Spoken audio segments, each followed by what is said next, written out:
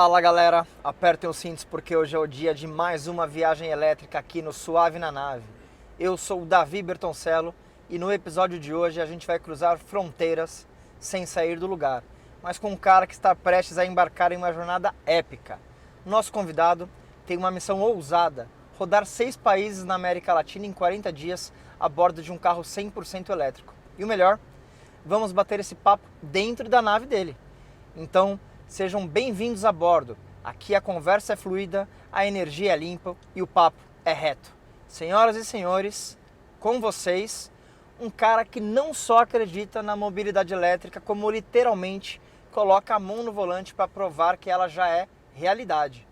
Ele é uma das grandes vozes da Abravey e decidiu fazer algo que poucos se arriscariam: pegar um carro elétrico e cruzar o continente. Mas antes dele partir, vamos bater um papo sobre expectativas, desafios e preparação para essa aventura. Então, sem mais delongas, recebam Maurício Barros. Fala Maurício, tudo bem? Opa, tudo bem, Davi? Obrigado pelo convite aí, por essa participação. Fiquei muito feliz com esse convite.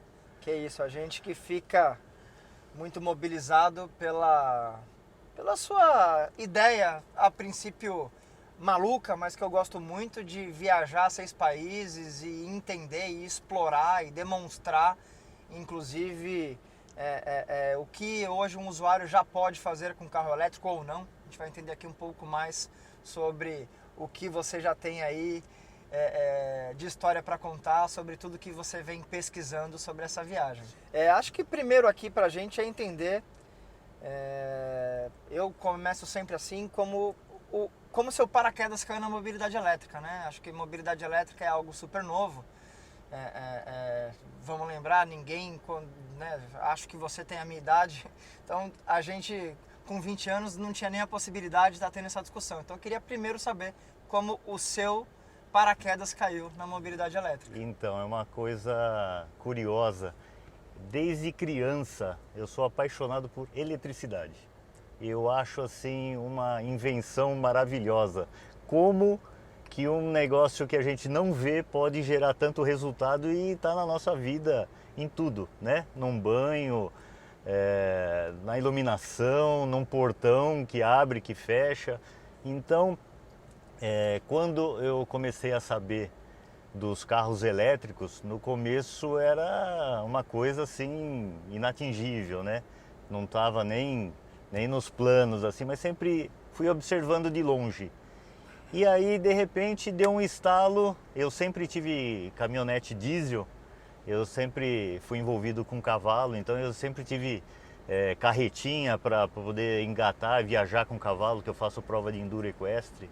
Legal. Então, de repente, eu, andando a cavalo, eu falei assim, meu próximo carro vai ser elétrico.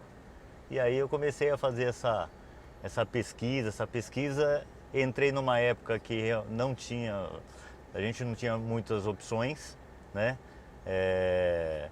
Já tinha a Volvo, só que a Volvo era muito caro, tinha o Bolt, mas com as vendas suspensas por conta de problema nas baterias. E aí acabei pegando um modelo que na época era caro e tal, e me apaixonei. E não consigo mais sair do carro elétrico. É impossível voltar para um carro a combustão aí. Então você Foi diria assim. que sempre gostou de tecnologia e inovação, ou foi uma descoberta no meio do caminho? Não, eu sempre gostei, né? Eu até trabalho na área de TI, tenho uma empresa na área de suporte de TI, eu sempre gostei dessa área. Sempre. E a ideia dessa viagem em particular, da onde que surgiu? Você sempre sonhou em fazer algo desse tipo? E o que acontece? Eu sempre gostei de estrada, sempre. Quando eu completei 18 anos, eu já estava com a documentação da habilitação já em andamento com 17. Depois eu faço aniversário em janeiro. No final de fevereiro, eu fui fazer minha primeira viagem de moto com a minha habilitação. Saí aqui de São Paulo, fui até uma cidade do interior, Lins, que está a 444 km daqui, com uma moto que eu tinha tirado no consórcio com 17 anos. Rodei 444 km. Desse dia eu nunca mais parei de viajar. Então é assim, eu já fui para o deserto do Atacama 4 vezes, já fui para o Ushuaia, a minha última viagem eu fui para o Machu Picchu, fui para Chivay, desci todo o litoral até Santiago, cruzei a Argentina, só eu e a minha filha. Então é assim, eu sempre estou preparando algum roteiro novo. Quando eu estou voltando de uma viagem, nos últimos 200 quilômetros, minha cabeça já começa a processar qual vai ser a próxima viagem que eu vou fazer.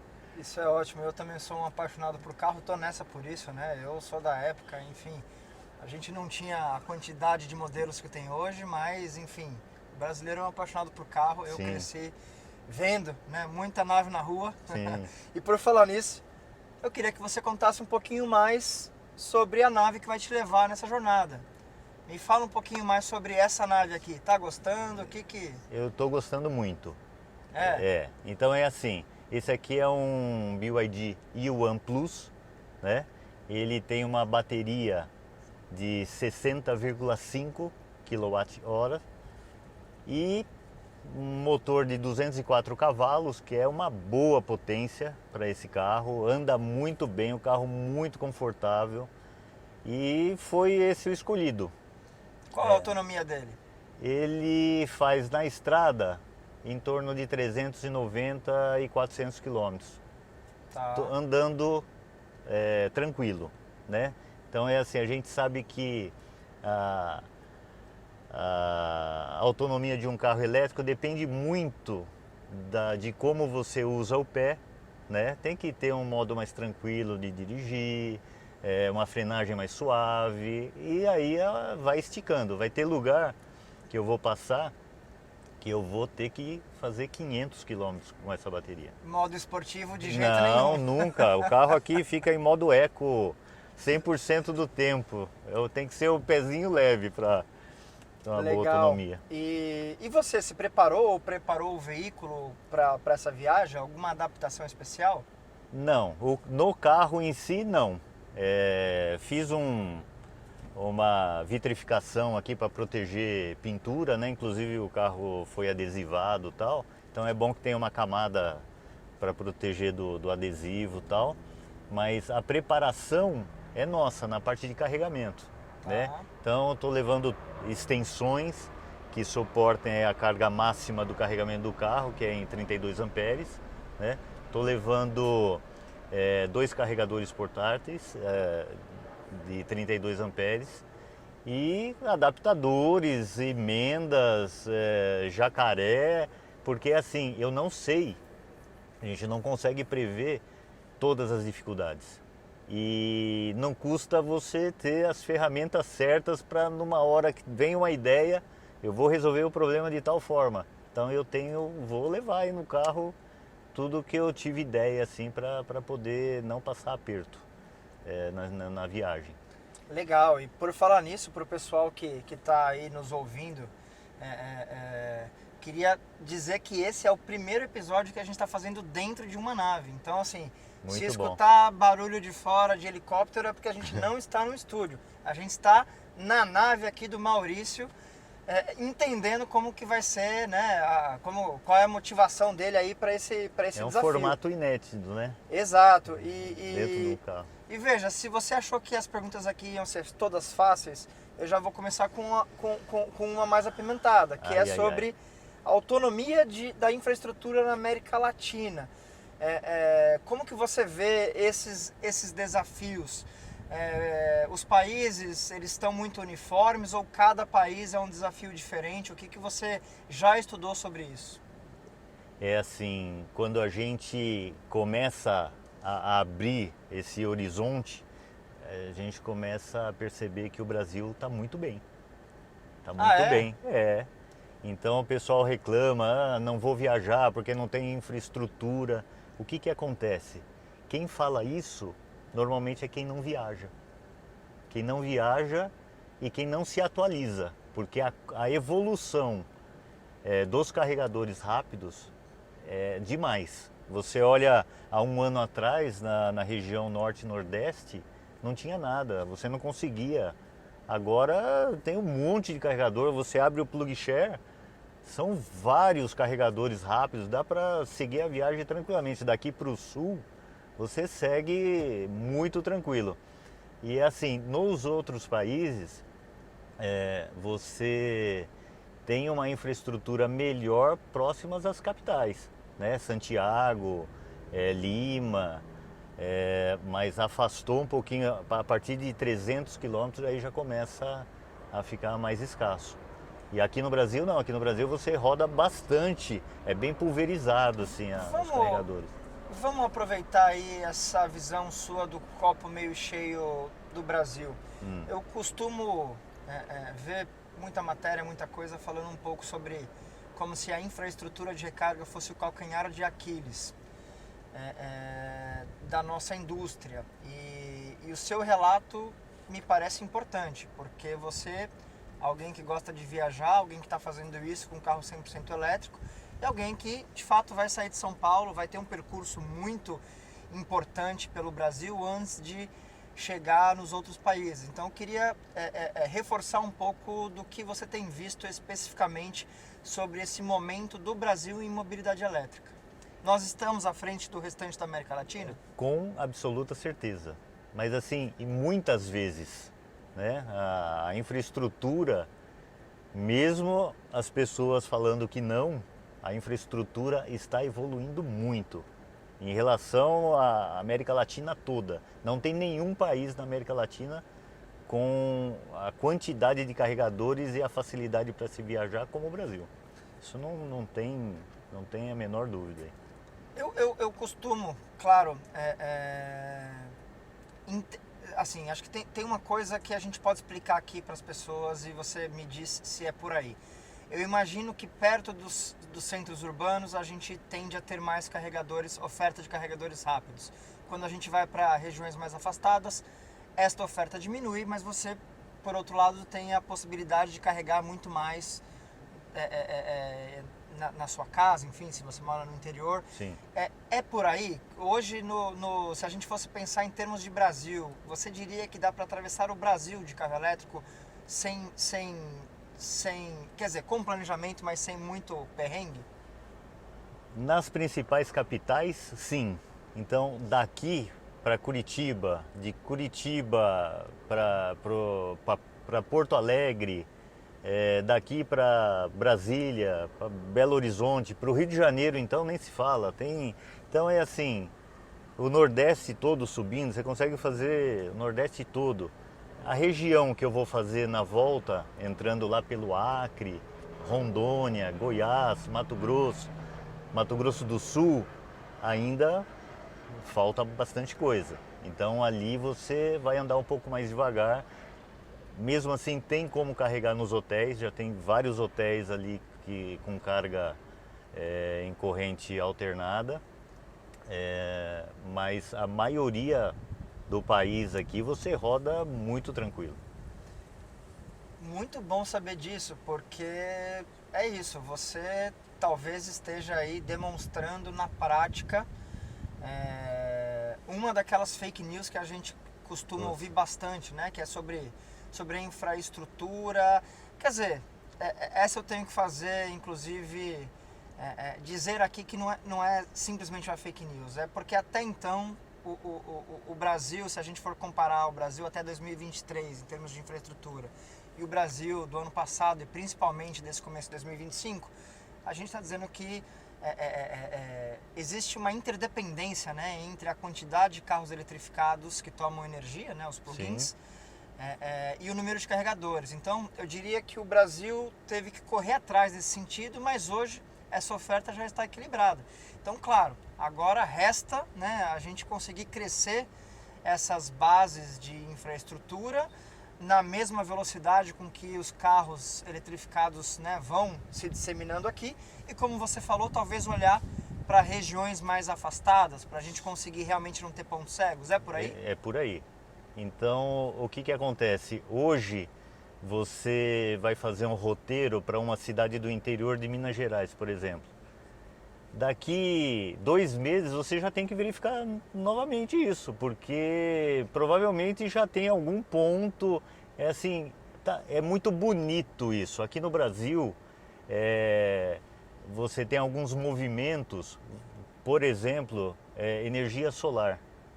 De repente vira aquele movimento, uma febre, e aquilo evolui de uma forma tão rápida e o quadro muda tão rápido que se as pessoas que passam as informações não se atualizarem, eles caem no risco de estar falando besteira. É louco, né? A gente hoje em dia tem mais energia provinda... Exatamente, não tem aonde colocar. de É o que está fotovoltaica acontecendo. do que necessariamente do que a produção da Itaipu, né? Exatamente, é o que está acontecendo em Minas, com o problema da inversão, né? Acho que aqui você já fala sobre uma outra fake news que também é muito interessante até a gente tocar, que é essa história do... Se todo mundo resolvesse ter um carro elétrico, o Brasil não daria conta. Não, Acho que não. aqui... E inclusive tem estudos que mostram que a evolução da produção de energia eólica e fotovoltaica é muito maior do que a evolução do consumo dos carros elétricos, né? E o que acontece?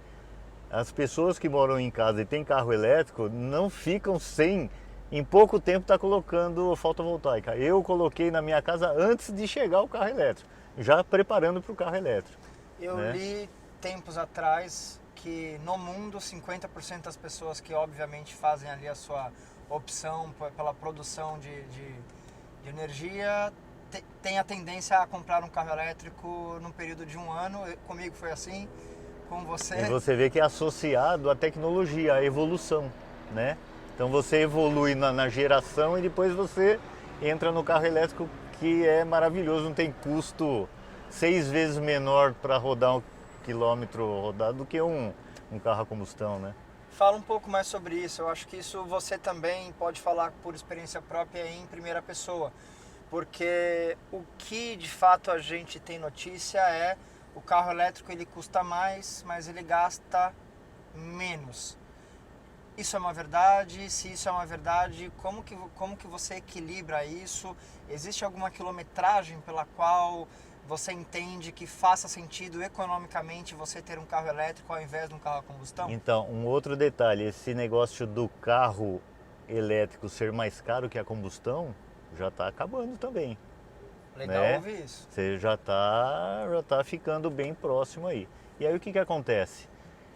O custo operacional, até vamos supor que seja 10, 20% o carro elétrico mais caro do que a combustão. O custo operacional se paga.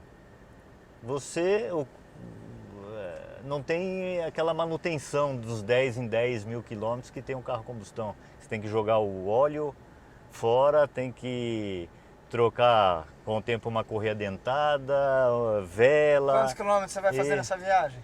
Nessa viagem eu vou fazer entre 16 e 18 mil quilômetros. Provavelmente se fosse um carro a combustão você já ia ter que fazer Ia manutenção ter na que trocar viagem. o óleo, exatamente, ia ter que fazer manutenção. E aqui eu não vou fazer nada. Nada? Nada. Com quantos quilômetros está esse bichão? 160 mil quilômetros. Então vamos lá entender sobre uma outra questão que se fala muito sobre o carro eletrificado. Como que está a saúde da sua bateria com 160 mil km? 91% de vida. Só que assim, rodando, a gente não percebe, né? Ele está com 9% de degradação com 160 mil quilômetros. Agora, se você, por exemplo, numa viagem tiver a 110 por hora e você reduzir essa velocidade para 100 por hora durante 1 hora, essa perda que você teve de autonomia, você recupera. Então é assim, é muito pouca degradação para uma quilometragem de 160 mil quilômetros. Não é todo mundo que já teve um carro com 160 mil quilômetros comprado zero, né? É muito legal a gente estar tendo essa conversa, porque existe, e eu entendo muito bem essa discussão, né? Que é a discussão do valor de revenda e tem gente que, assim, para mim a questão não foi específica dos carros elétricos, né? E sim porque existia uma plataforma de carros elétricos que teve que se adequar à nova oferta e a baixar preço. Então eu queria te ouvir um pouco sobre isso. O que você está aí com um carro com 160 mil quilômetros, vai andar mais quase 40 mil quilômetros, ou seja, no final dessa jornada você vai ter um carro com 200 mil quilômetros. E como que fica isso para você quando se pensar em venda de um carro com 200 mil quilômetros? Você acredita que esse carro vai tá pronto para fazer quantos mil quilômetros aí? Olha, eu acredito que é assim, primeiro que não tem por que querer vender com 200 mil, com 300 mil, porque assim, não tem desgaste, não tem manutenção. A única coisa que você tem de manutenção num carro elétrico é o que tem em qualquer carro, parte de suspensão, amortecedores, pneu, até pastilha de freio. Foi feito um cálculo, esse carro com 160 mil quilômetros, ele gastou 40% de pastilha. O disco, aquela rebarba, não tem. Parece que o disco foi instalado essa semana. Então é assim, legal. Na verdade, o que o pessoal aproveita, né? O pessoal gosta de aproveitar algumas situações. Quando eu comprei o meu carro, ele estava alto o valor, porque você não tinha oferta, você não tinha concorrência de vários fabricantes no mercado. Então, assim, naquela época era caro. E aí, hoje, aquele carro que eu paguei 260 mil reais, vale 100 mil. Mas porque teve uma revolução no mercado. Agora, se você compra um carro hoje, ele já está barato.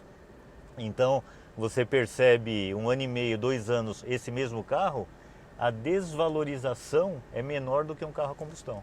Legal, você também tocou em outro ponto muito importante. Daqui a pouco a gente volta a falar da sua viagem, viu? Porque você falou é verdade. Estamos falando aqui, o de papo tudo. tá bom, mas é muito legal, porque assim, acho que a nossa principal conquista aqui hoje é conseguir falar com aquela pessoa que está na dúvida se compra um carro elétrico ou não compra. Então, assim, boa parte do que a gente está discutindo aqui é muito importante para a tomada dessa decisão, né? Então, muito legal te ouvir. Mas vamos voltar um pouquinho mais agora para a sua viagem. Você falou um pouquinho desse desafio de infraestrutura. Eu quero ouvir de você, se você já está preparado e já sabe quais são os desafios burocráticos, meu amigo. Você vai cruzar um monte de fronteira. Como que vai ser isso? Então, eu já sou acostumado a passar por fronteiras de moto. Eu sempre viajei pela América Latina de moto. Então, tá toda a documentação certa, né? A única coisa, cada país tem um detalhe, né? Tá. Não na fronteira, mas de fiscalização. Então, por exemplo, na Argentina você tem que ter 2 triângulos, você tem que levar um cambão, você tem que ter uma capa refletiva para quando tiver que trocar um pneu, se acontecer, você tem que vestir essa capa. Então tem esses detalhes.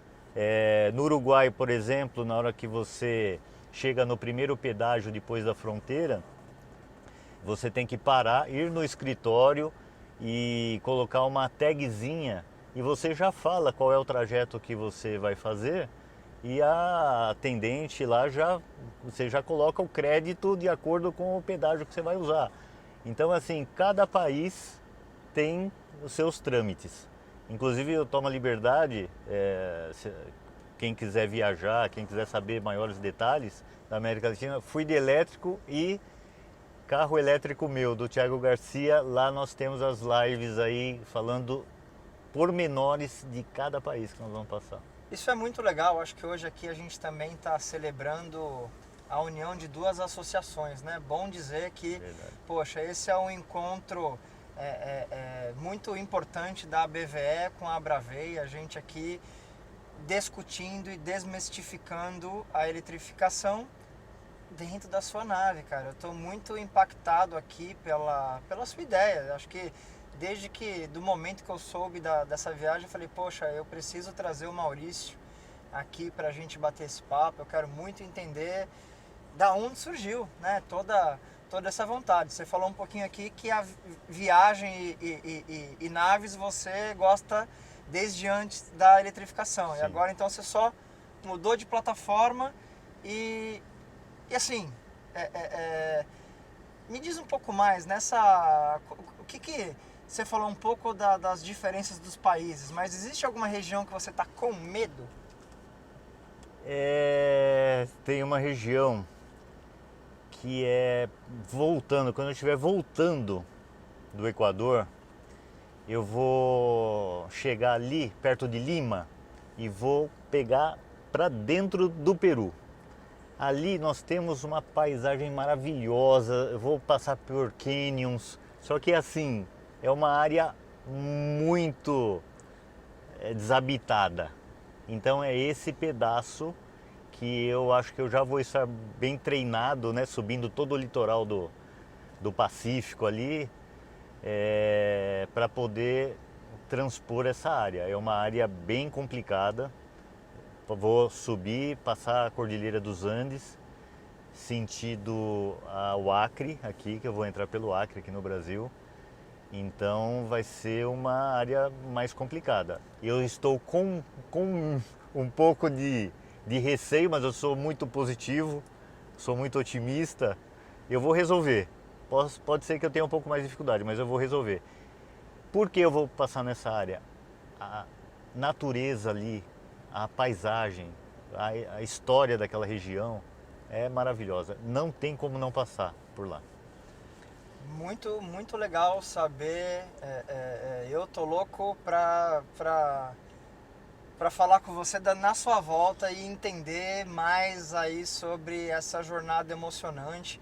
Acho que a gente que advoga pela mobilidade elétrica precisa realmente de ter pessoas como você que tem esse olhar, né? Eu acho que assim, ia te perguntar, você já teve, né, do seu tempo de carro elétrico, algum lugar que você teve que bater palma numa casa, por exemplo, para pedir para alguém para você carregar? Ou como que você está se preparando para isso? Porque eventualmente você vai ter que fazer isso. Sim. Eu fui até com outro carro, não era com esse, eu fui até Buenos Aires de carro elétrico. E aí na volta eu comentei com a minha esposa, falei, mas isso está muito gostoso, está muito fácil. Eu vou começar a procurar confusão. E ela dá risada, ela fala, tá bom, né? Ela, de uma forma ou de outra, nós vamos resolver. Ao invés de voltar pelo litoral, pela 101, eu decidi ali em Pelotas subir em sentido Santa Maria e cruzando o meio do Rio Grande do Sul, o meio de Santa Catarina, sentido Foz do Iguaçu. E aí eu cheguei em um carregador num posto que ele ficava reiniciando e eu não tinha o que fazer. Eu já sabia que numa cidade próxima tinha uma empresa que disponibilizava carregador. Inclusive eu liguei para saber e tal. Eles falaram, nossa, avisa que você vai passar, a gente compra um bolinho, a gente faz café para vocês. Olha a receptividade. Eu já passei por isso também e é muito legal. Acho que a gente, com o advento da tecnologia e redes sociais, a gente está cada vez se importando e falando menos uns com os outros, né? E essa questão do carro elétrico, ela inclusive nos aproxima. Eu já tive que bater palma e pedir para carregar. Então, mas o que aconteceu? Eu cheguei nessa cidade, era no domingo, então eu não tinha como carregar nessa empresa. Aí o que aconteceu? Eu pedi a minha copilota, pedi para ela ver um hotel numa cidade. Ela ligou, né? Ela me passou o telefone, eu liguei e falei, ó, eu tô viajando de carro elétrico, eu queria saber aí se nesse hotel vocês podem me emprestar uma tomada para eu poder carregar o carro para seguir viagem no outro dia. Ah, tem sim, pode vir, tranquilo. Aqui na garagem tem tomada, o estado inteiro é 220, não precisa se preocupar. Eu olhei para a cara dela e falei, nossa, mas tá muito fácil. Vamos supor que nós não falamos com esse hotel, eu pego outro hotel, eu quero falar com outro hotel, dá um número aí. Liguei, a mesma coisa, falei, olha, estou fazendo uma viagem de carro elétrico e tal, precisava de uma tomada para carregar para eu poder seguir viagem amanhã. Ah, tem sim, inclusive tem duas tomadas, você pode escolher aqui em cima no deck, nas garagens, ou lá embaixo, não tem problema, pode vir. Olha, eu caçando dificuldade, aí fui passar por Cambará do Sul, que não tem nada, é uma onde tem os canyons, né? Conhece não? Não. Os canyons nas serras catarinenses, um lugar maravilhoso tô também. louco para fazer essa viagem. Viu? Cambará do Sul, falei, peraí, Érica, eu vou arrumar uma confusão. Vou para um lugar que não tem nada. Peguei, liguei, a primeira pousada que eu liguei, falei, ele falou, não, tem tomada aqui, pode vir, inclusive a geração aqui é fotovoltaica, eu estou pensando em colocar um carregador aqui, depois se você puder até me passar instruções. Olha, eu falei, aí foi a partir daí que eu falei, eu vou ter que sair daqui para ter confusão. Foi aí que começou a surgir a ideia dessa viagem Vou grande. te dizer que eu também já parei em hotel que o dono veio me perguntar sobre carro elétrico e de fato colocou um ponto, né, de carregamento depois. Porque claro, eu acredito que o dono de um hotel que coloca um ponto de carregamento é mais ou menos o que era o Wi-Fi, né? O novo Wi-Fi. Exatamente isso. Poxa, nossa, se você perfeito, estiver Davi. ali, você vai preferir usar porque ele te dá essa mesmo. facilidade. Bem, estamos chegando aqui quase no finalzinho do nosso podcast. Agora vem a pergunta secreta. Tá preparado? Estou preparado. A pergunta secreta, na verdade, é sempre de um amigo nosso que está fazendo aqui uma pergunta. Eu vou ler e vou te dizer se está fácil ou difícil. Essa está fácil. Vamos lá. A pergunta secreta é: qual é o maior desafio que um viajante rodoviário internacional enfrenta na América do Sul? Você já falou um pouquinho disso, mas eu quero entender. E aí, é burocracia, é infraestrutura? Qual que é a... Eu vou te contar. A maior dificuldade é você habilitar aplicativos fora do país de origem. Bom. Então é assim, inclusive eu queria ver quem leva esses temas a serem resolvidos para a Alamos, que é a Associação Latino-Americana de Mobilidade Sustentável, que reúne todas as associações de 14 países aí da América Latina para discutir esse tema. Então a gente abre um aplicativo na Argentina, por exemplo, no Chile, e não consegue fazer um cadastro.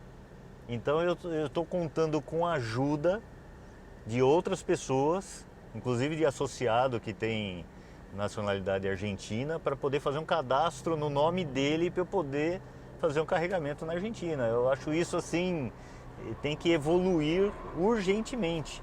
Eu acho inclusive, sabe aquela trilha no mato que é fechada, mas conforme as pessoas vão passando aquilo vai ampliando e vira um caminho? A minha intenção nessa viagem é criar esse caminho e essa facilidade, porque tem muita gente que gosta de viajar, né? Então assim, eu que viajo bastante, eu cruzo com muita gente viajando e quer...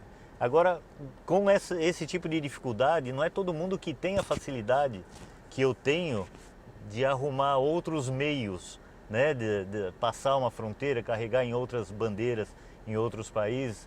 Então essa para mim é a pedra no sapato mesmo da mobilidade. Assim, primeiro, muito bom saber disso, um relato, porque eu acredito que hoje as redes e os aplicativos têm algumas discussões avançadas em termos de interoperabilidade. Sim. O que você está trazendo aqui é que essa interoperabilidade, ela inclusive deveria acontecer entre países. Entre né? países, Porque... vizinhos, amigos, exatamente. Sim, muito, muito importante e assim, claro, você mesmo também citou que cada país está ali, né, no seu momento. O Brasil, na sua avaliação, está inclusive mais avançado do que esses outros, mas é um importante relato, porque isso veio para facilitar, não é mesmo? Quando você Sim. tem ali um aplicativo, tudo que você quer, conseguir por um único aplicativo, entender onde você pode parar, ter ali Sim. em tempo real uma ajuda de se aquele ponto enfim, tá tudo funcionando. Mas o que a gente vê ainda hoje é um cenário um pouco complexo, né? Com essa discussão de interoperabilidade que de fato ainda não avançou nem no Brasil. Quando a gente olha para fora, então, talvez a gente tenha que levar o que você está falando em consideração, que é realmente pensar que existem viajantes e que eles precisam ser bem atendidos, porque esse talvez seja a última barreira, Exatamente. né? Quando a gente... Nós temos é um problema grave aí, inclusive dos nossos vizinhos aqui, argentinos e uruguaios. Eles visitam muito aquela região ali de Santa Catarina, de Florianópolis, Balneário Camboriú. E é assim, vira e mexe, alguém tá, me socorro, né? Preciso carregar, não consigo. Então eu acho que hoje em dia com a tecnologia, com o software, é tão fácil a gente modificar, criar soluções. Só que tem coisa que parece que tá mais lento do que a gente gostaria que Só fosse, para explicar, né? Aqui também para quem é mais leigo, quando a gente fala de interoperabilidade aqui, pessoal, é como as teles fazem com o roaming. Às vezes você vai para um outro país e você, pela sua operadora de preferência, você seta ali a utilização do roaming internacional. O que o Maurício está falando aqui é que além dos próprios aplicativos no Brasil, né, terem que o melhor dos mundos é que eles se falem internamente, é que a gente ainda consiga fazer esse roaming ou essa interoperabilidade internacional. E vamos aqui chegando para o final do nosso podcast e para fazermos um pouso suave, já que toda viagem tem um destino, aqui no Suave na Nave a gente faz questão de pousar sem turbulência. Então, Maurício, para fechar esse papo, quero te pedir 3 respostas rápidas. Se você pudesse deixar uma mensagem para quem ainda tem medo de viajar de carro elétrico, qual seria? É difícil ser curta, mas viva e saia da zona de conforto. Qual é o seu maior aprendizado nessa fase de planejamento da sua viagem? Como eu sou apaixonado por carro elétrico, é conhecer a infraestrutura de carregamento da América Latina. Acho isso lindo. E isso nos leva à última pergunta, que em uma frase, qual é o futuro da eletrificação na América Latina? É uma evolução sem escalas. Isso não tem mais volta. Conforme as pessoas vão conhecendo o carro elétrico, isso não para mais. Suas considerações finais, Maurício? Queria agradecer novamente aí o convite e convidar todos que estão na combustão e têm dúvidas do carro elétrico para tomar muito cuidado, porque informação nós temos de tudo quanto é tipo e a grande maioria, por uma força de mercado, elas não são reais. Então vá atrás da informação correta, vá atrás de informação de quem tem carro elétrico e quem usa carro elétrico no dia a dia. Não pegue informação com quem está te passando uma informação de outra que nem conhece carro elétrico, nem usa carro elétrico, não sabe nada de carro elétrico e está dando informação sobre carro elétrico. Muito obrigado, Maurício. Obrigado pelo papo, por compartilhar a sua jornada que está prestes a começar. E agora, a pergunta que não quer calar. Me deixa dar uma voltinha na sua nave? Com certeza. Então bora lá.